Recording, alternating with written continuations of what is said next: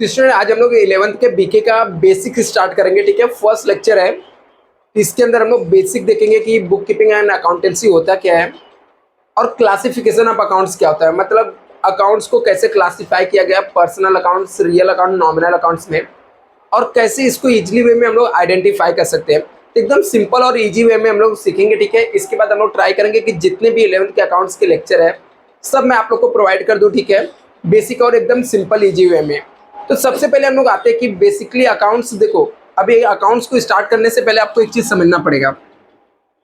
BK ये subject है जो कि बुक कीपिंग एंड अकाउंटेंसी होता है फुल फॉर्म। ठीक है, ये जो बीके सब्जेक्ट है ये आप लोग अपने लाइफ में पहली बार पढ़ने जा रहे हो। यदि आपने अभी तक कभी अकाउंट्स नहीं पढ़े हो, ठीक है, आपको अकाउंट के बारे में नॉलेज नहीं है, क्योंकि यदि आप कॉमर्स बैकग्राउंड से नहीं हो, ठीक है, यदि आपने नॉर्मल स्टेट बोर्ड से स्टडी किया है तो वहाँ पर आपको कॉमर्स कहीं पर भी नहीं था। आपने जैसे हिंदी तो पहले पढ़ा है, इंग्लिश तो पहले पढ़ा है, ठीक है, बट अकाउंटिंग एकदम न्यू सब्जेक्ट है जिसके आपके नॉलेज या इसके जो वर्डिंग रहेगा वो आपको डिफिकल्ट लग सकता है, बट मैं आपको ऐसा कुछ भी नहीं लगने दूंगा। एकदम सिंपल वे में हम लोग सीख लेंगे।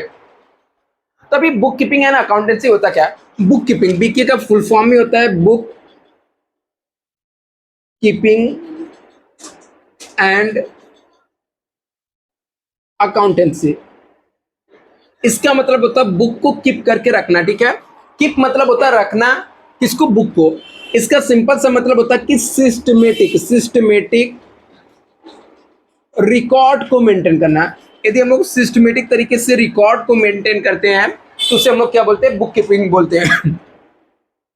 यदि मैं बात करूं बुक कीपिंग का, तो ये बुक कीपिंग ये पहली बार नहीं आया। ठीक है, आप लोग पहली बार पढ़ रहे हो, इसका मतलब ये पहली बार नहीं आया, पुराने समय से चलते आ रहा है। ठीक है, बुक कीपिंग में रिकॉर्ड मेंटेन करने का जो सिस्टम है आज से नहीं, काफी पुराने समय से चलते आ रहा है। ठीक है, राजा महाराजा लोग थे, उन लोग भी रखते थे। ठीक है, बड़े बड़े बिजनेस, बट आज की सिचुएशन के हिसाब से यदि हम लोग देखें तो रिकॉर्ड बोलते हैं बुक में रखना पॉसिबल नहीं है।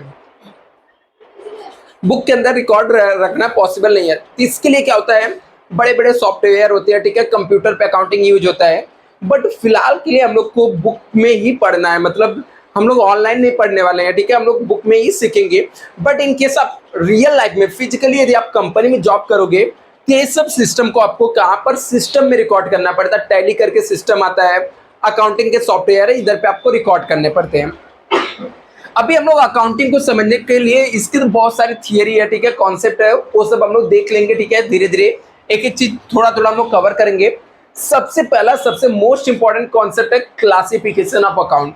मतलब हम लोग को अकाउंट को क्लासिफाई कैसे करेंगे। ठीक है, अकाउंट होता है, अभी कुछ स्टूडेंट को लगता है अकाउंट्स मतलब होता है बैंक का अकाउंट होता है। नहीं नहीं, बिल्कुल बैंक का अकाउंट नहीं होता है। यहाँ पर बैंक के अकाउंट्स के बारे में हम लोग बात नहीं करेंगे।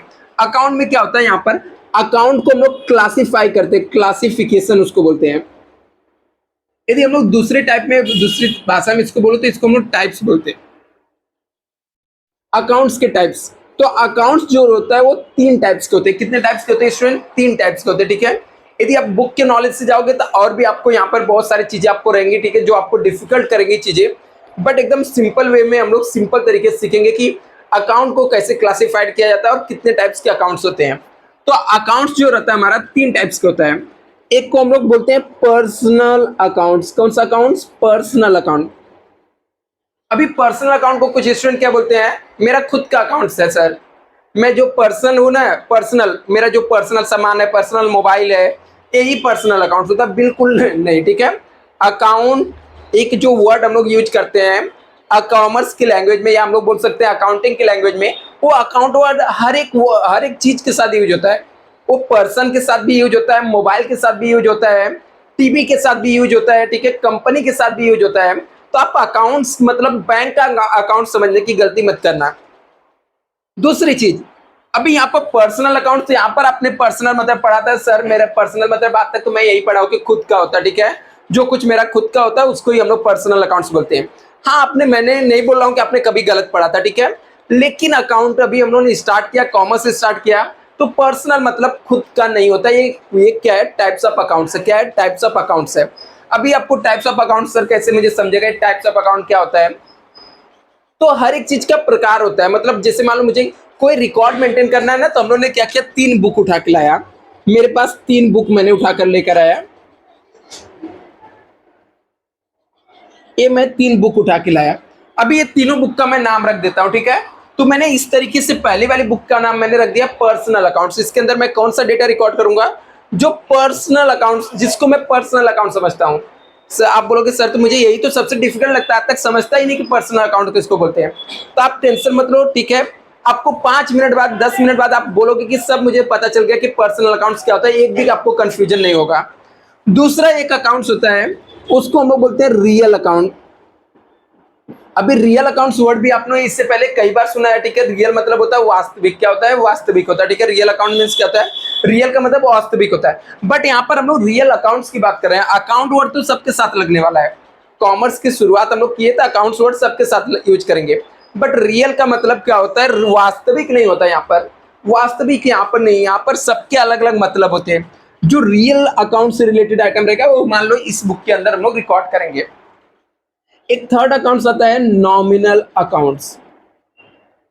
नॉमिनल तो वर्ड ही पहली बार सुन रहा हूं, ठीक है। पर्सनल रियल तो सुना भी था, नॉमिनल तो मुझे पता ही नहीं क्या होता है, तो कोई दिक्कत नहीं, ये भी एक टाइप्स ऑफ अकाउंट्स है।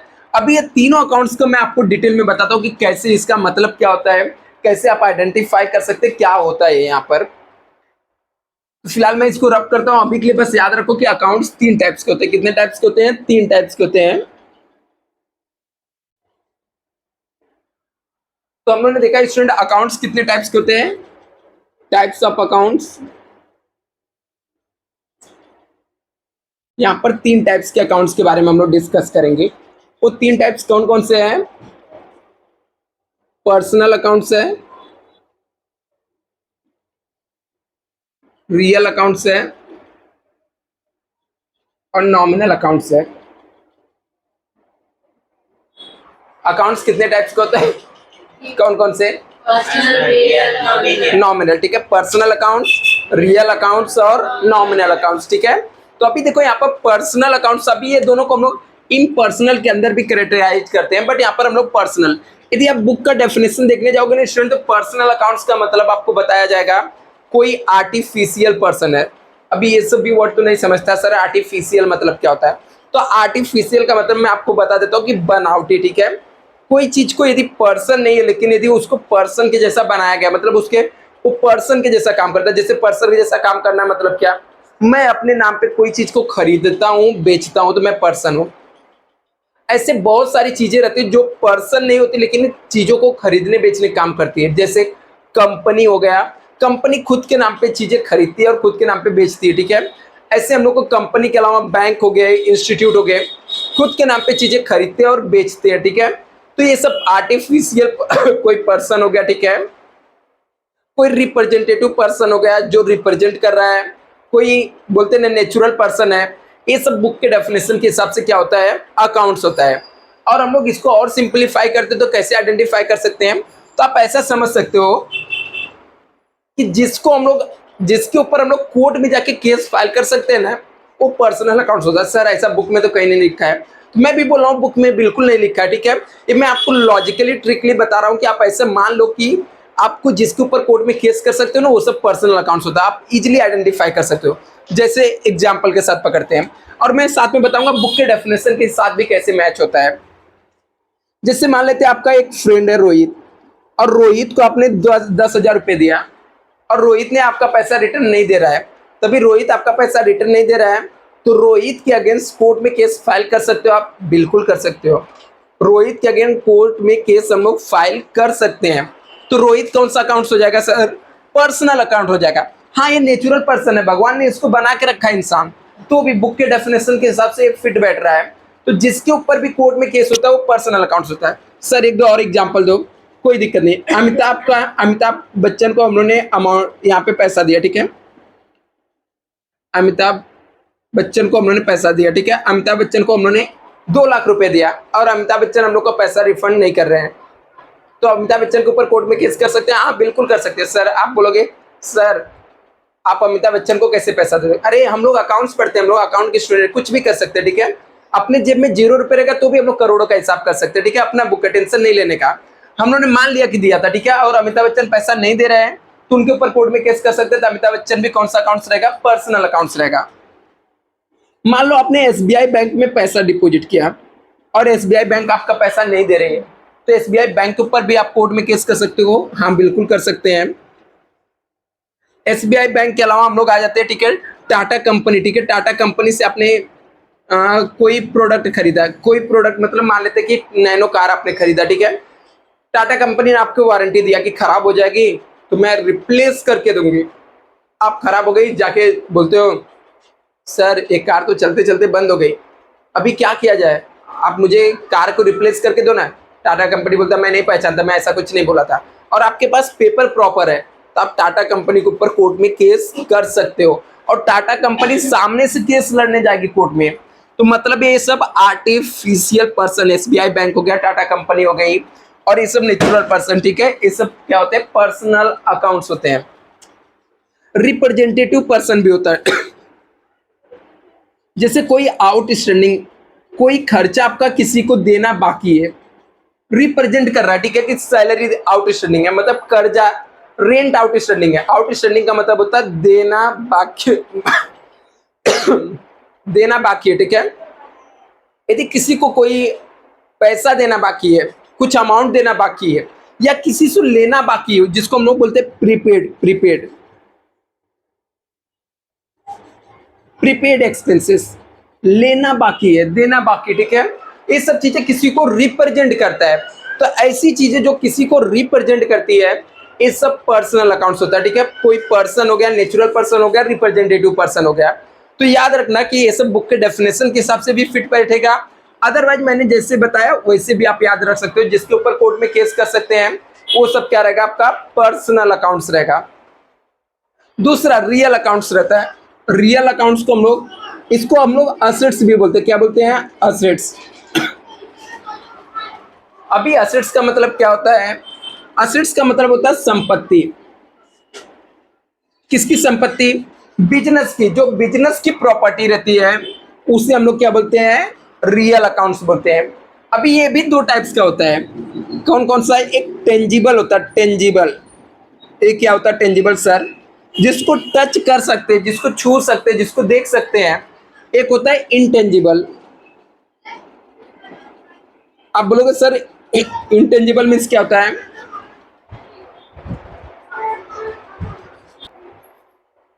अभी इंटेंजिबल मीन्स क्या होता है, जिसको आप ना तो छू सकते हो ना टच कर सकते हो, लेकिन वो भी बिजनेस की प्रॉपर्टी होती है। तो ऐसा क्या चीज है जिसको हम लोग छू भी नहीं सकते, टच भी नहीं कर सकते, लेकिन बिजनेस की प्रॉपर्टी रहती है ऐसा बहुत सारे आइटम है। जैसे अब मेरा नाम हो गया, ठीक है, नाम भी मार्केट में बिकता है, कॉपीराइट बिकता है, ठीक है, पेटेंट्स किया हुआ चीज बिकता है। तो ये सब चीजें क्या होती है, बिजनेस की प्रॉपर्टी रहती है, ये सब रियल अकाउंट रहता है। बोलोगे सर ये तो भी तो मुझे याद नहीं हो रहा, तो हम लोग कैसे याद करें। तो एकदम सिंपल सा तरीका कैसे याद करने का, जिस भी आइटम को बेच करके, जिस भी आइटम को बेच करके आपको पैसा मिल सकता है, जिस भी आइटम को बेच करके आपको पैसा मिल सकता है, उसे हम लोग क्या बोलेंगे, रियल अकाउंट, ठीक है। जिस भी आइटम को बेच करके क्या मिलेगा, पैसा, जो भी चीज को बेच करके पैसा मिलेगा वो सब क्या रहेगा, रियल अकाउंट्स रहेगा, ठीक है। कौन कौन से आइटम को बेच के पैसा मिलता है, तो हम लोग बिल्डिंग को बेच के पैसा मिल सकता है, बिल्कुल मिल सकता है। मशीनरी को बेच के पैसा मिलता है, हाँ मिलता है। गुड्स को बेच के पैसा मिलता है, हाँ मिलता है। ऐसे गुडविल को बेच के पैसा मिलता है। और कैश और बैंक, ठीक है, कैश और बैंक एक खुद एक रियल अकाउंट रहता है। अब ये गुड्स मतलब क्या होता है, यहाँ पर अच्छा नहीं होता गुड्स, मतलब गुड्स का मतलब होता है सामान होता है, क्या होता है, सामान होता है। हम लोग बिजनेस करते हैं, बिजनेस में जो यूज होने वाले सामान होते हैं उनको हम लोग क्या बोलते हैं, गुड्स बोलते हैं। तो अभी तक हम लोग को दो अकाउंट्स क्लियर हो गया रहेगा, एक पर्सनल अकाउंट होता है, एक रियल अकाउंट। पर्सनल अकाउंट मतलब जिसके ऊपर हम लोग कोर्ट में केस कर सकते हैं, वो सब पर्सनल अकाउंट होता है। जैसे कोई पर्सन हो गया, आर्टिफिशियल पर्सन हो गया, रिप्रेजेंटेटिव पर्सन हो गया, राइट।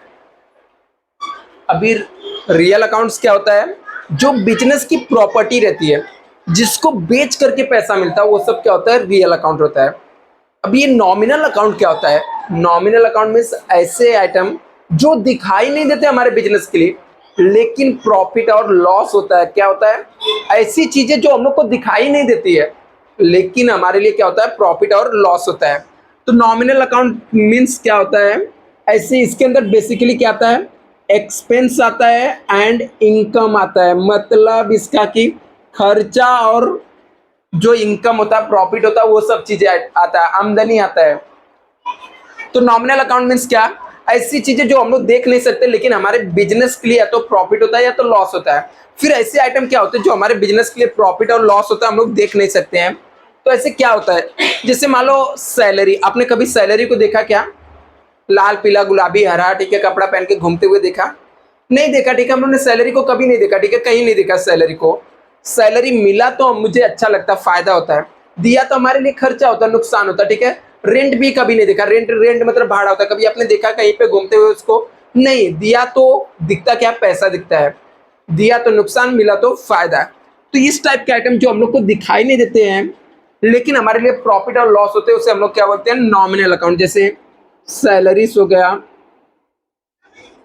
सैलरी अकाउंट हो गया, वेजेस अकाउंट्स हो गया, रेंट हो गया, कमीशन हो गया,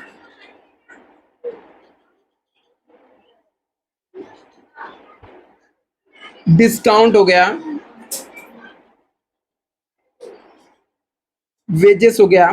ऐसे आइटम जो हम लोग को दिखाई नहीं देते लेकिन यदि हम लोगों ने पे किया तो हमारे लिए खर्चा होता है, मिला तो हमारे लिए क्या होता है, इनकम होता है। तो इस अकाउंट्स हमारे तीन टाइप्स के होते हैं, कौन कौन से? पर्सनल, रियल और नॉमिनल।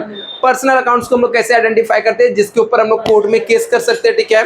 रियल अकाउंट में इसका जो हमारा असेट्स होता है, जिसको बेच करके हम लोग को पैसा मिल सकता है, वो सब रियल अकाउंट्स होता है। नॉमिनल अकाउंट में इसका जो हम लोग को दिखाई नहीं देता लेकिन हमारे लिए क्या होता है, प्रॉफिट और लॉस होता है। जल्दी से इसे नोट डाउन कर लो स्टूडेंट, फिर हम लोग नेक्स्ट देखते हैं ये तीनों अकाउंट को यूज करने के लिए गोल्डन रूल क्या होता है, कैसे हम लोग इसकी गोल्डन रूल यूज करते हैं।